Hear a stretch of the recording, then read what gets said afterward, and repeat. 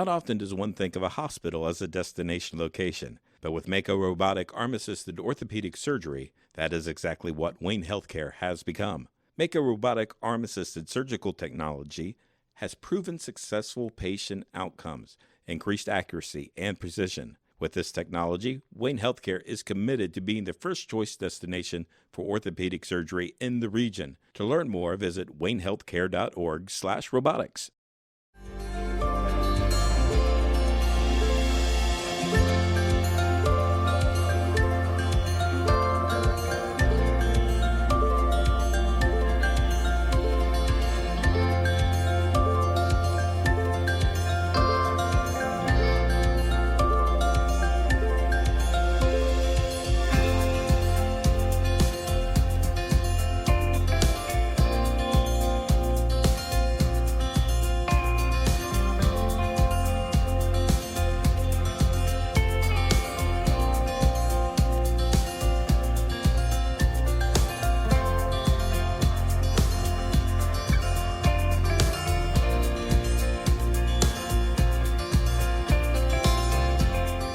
Here for you through every stage of life. Together we grow. Member FDIC, an equal housing lender. Hi, I'm Ryan Berry. Welcome to Dark County Media Extra, darkcountymedia.com Extra. And of course, this has been a weekly program since I think the beginning of July. We've been doing this and trying to highlight some of the things that are going on in the county, just more of a positive look at things going on in the county. And we do have an election coming up on November 5th. And some people have already voted and have discovered the new machines that Dark County is now using. And we have the director for the Dark County Board of Elections, Paul Schlechte, with us today. And he's going to kind of give us a little bit of history of how these machines came about. And we're also going to get a demonstration on how to use the machines, which will better serve all voters. So when you go in, you'll know exactly what you're doing. So Paul, welcome to the program. And new machines this year. Yep. This has been in the works for a couple of years now. I remember hearing the Dark County commissioners talk about it for a while, but they're finally here. They're finally in use. And this year was chosen for a specific reason, and that is to prepare for not this year's election so much, but 2020. The 2020 election, the presidential election, when we will have a large ballot, I'm sure. This year, not so many contested races or not even a whole lot of issues this year for the different communities. So let's talk about these machines. The previous machines, we were talking earlier, we got in 2005, so almost 15 years. It was time for a change. Yes, it definitely was. The old machines, in many instances, had to be repaired. They had a lot of moving parts, and the plastic on them after 15 years had become slightly deteriorated and was prone to breaking readily. So that meant delays at the Yep. Lots of spare parts and lots of places. Working, lots of delays. So what is different from these machines compared to the old machines that we had before? Well, the biggest difference with these machines is that you vote on a paper card. In the past, there was a little programmed credit card style chip that you would insert into the voting machines. On these machines, there will be a little sheet of paper with a corner cut, and it'll have a barcode along the top of it. And after you make your selections on the machine, it prints out those choices on the card, and you can review them. But the big difference is now that is your ballot, and it has to go into a ballot box, whereas before, those rolls of paper, which you looked through in the magnifying glass, were stored in canisters on the actual machine. Okay, so we are back to kind of a paper ballot with a technological edge to it. Yep, this is just a big pencil. It just marks your ballot, and then you put it into the ballot box. Okay. Let's start at the beginning, I guess. When you go in to your polling place on election day, the process is still pretty much the same. Do they still have the iPad or the tablets that you'll sign in on? Yep. We still have the same tablets. The tablet manufacturer is actually the same company that we purchased the machines from, so they integrate very well. The same process, voters will see. They'll ask for your identification. If you have your driver's license, they're able to swipe it and check in the voters very quickly. So Then, instead of programming the card, like I said, they have the slip of paper which they'll print a barcode on. Okay. And this will be in every one of your polling places. Every one of them. We were talking, the cost of this was about, what did we say? The county's part was only a little over 60,000, 64? The county put together about 64,000 and a little bit of change, and the state funded 650,000. And how many polling places do we have? We have 30 polling locations throughout the county. And so how much equipment did we get for, I guess, that amount of money? Well, we purchased 126 of the new ballot marking devices versus we had 196 of the old TSX machines. But with the new machines, we also purchased the new ballot boxes, and all in all, it's about the same amount of equipment, but there will be about 3/4 to 2/3 the number of ballot marking devices each location. But they are quicker to vote on because they're no longer printing the entire time that you're actually voting. Right. So and then just these machines are not hooked up to the internet, not No. hooked up anywhere that they can be messed with, can Nope. be. They are never hooked up to the internet. They're all on an air-gapped system, so they never touch the internet. Nothing that touches them ever touches the internet. And all of the machines have tamper-evident seals on them where there's media stored to show whether or not the device has been tampered with. Okay. Does this make it easier, the same, for people to get results? You know, your scrolling thing that people love to look at and keep hitting refresh, or maybe it's just me. No difference in the time that it normally takes you guys to do this, or will this be quicker?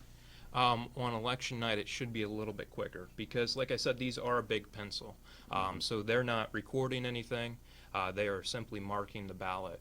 And once the ballot has been marked and we put it into the ballot box, that's actually a scanner, and it's recording the results. Okay. And then we only have one piece of media to take back on election night. So in the past, we had 197 things to upload, and now we have 30.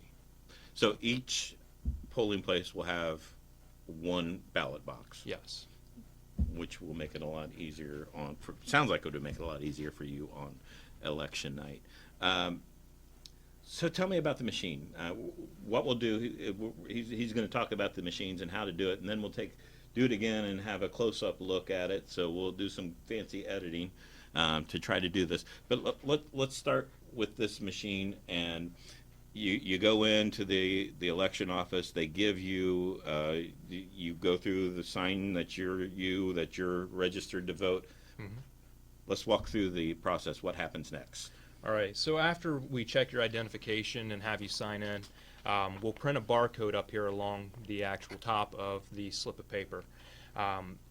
For this example, I've got it set up for a test election, Sure. so that won't be there. But after that, you would approach the ballot marking device and you insert the slip of paper right below the green arrows, and it pulls it in kind of like a vending machine. And after it scans the card for that barcode to see which ballot you're qualified to vote, it'll pull up that election on the screen.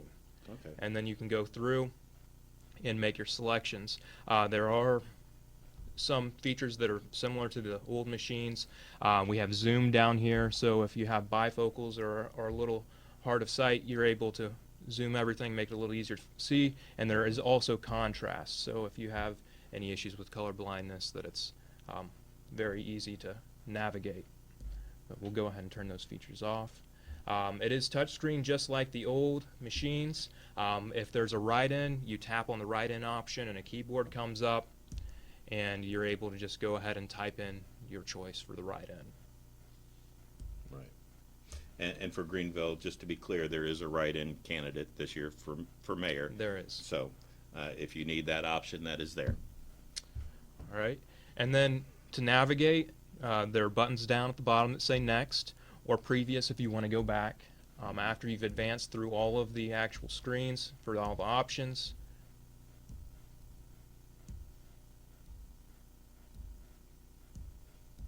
And I'm just picking at random. Right. So, Sure. But there is, if we go back here on the summary screen, it allows you to verify your selections.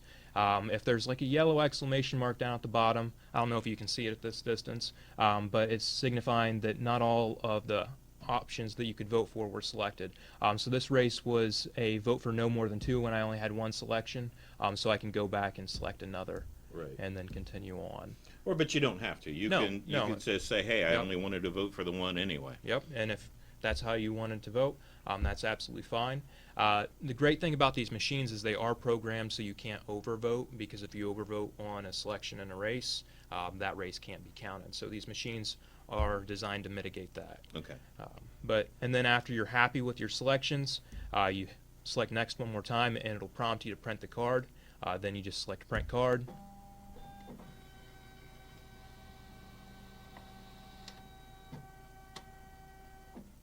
And in about a couple seconds, it will spit the card back out to you.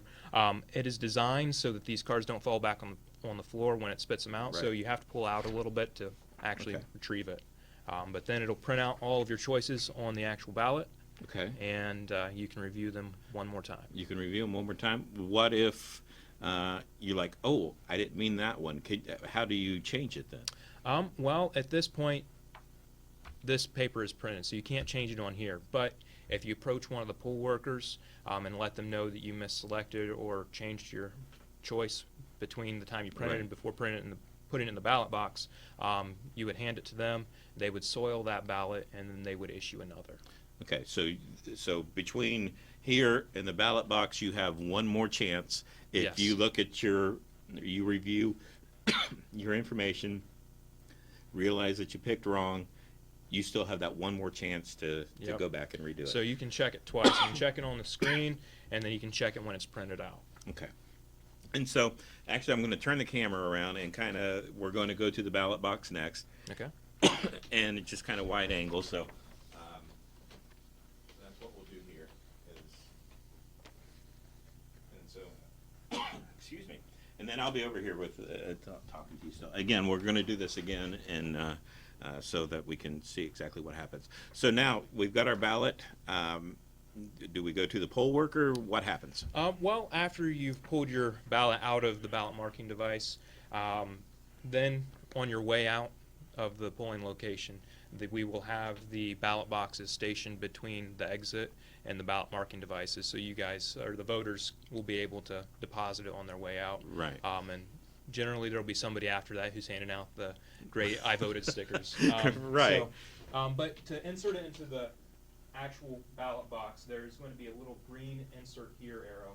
I don't know if you can see it on the camera or not, but you just slide in your ballot into the little guide, and it pulls it in, and it thanks you for voting on the screen, and that's all there is to it. And that's all there is.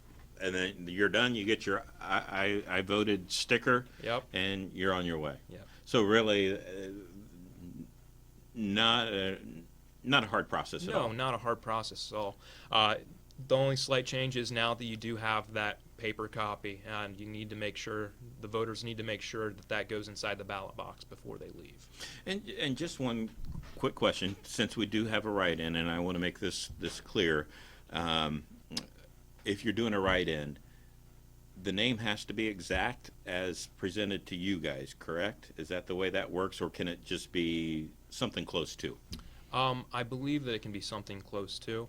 As long as you can distinguish. As long as it's distinguishable, yes. Okay. And of course, all of this, some of you remember back in the day when we had you poked it out and had your dangling chads and everything The else. intent to vote, yes. So that's all gone. We have gone through one series of technology. Now we're on the next series of technology, and we've really gone back to the paper ballot. All that you will receive when you receive one of these is a blank card with the thing at the top. The barcode up the here at the barcode top. at the top. Yep. So that's all you're gonna get, and then we'll stick it in the machine. So I just want to say we had some technical difficulties on the video. Some things didn't come out like I had hoped, so we tried to. The video quality is not great, but we hope that it gave you some kind of idea of what you're going to encounter when you go in on voting on election day and cast your vote. Now, after we were done, we did do some checking around, and what Mr. Schlechte was saying is correct about write-in candidates. It does not have to be exact, as long as they can tell who you were voting for or who you intended to vote for, it will be good. So that's what's going on there. Thank you for joining us.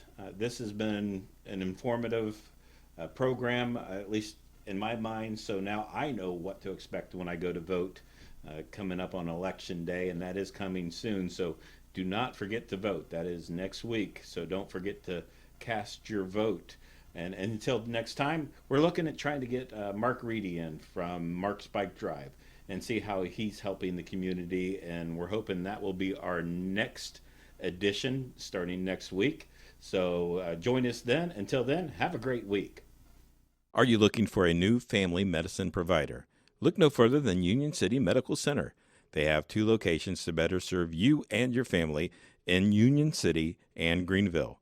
Dr. Roy Harvey and Patricia Sutter, family nurse practitioner, accept walk-ins, provide DOT physicals, and see pediatric patients. For more information on how Union City Medical Center can help you, call 937-968-7416. That's 937-968-7416.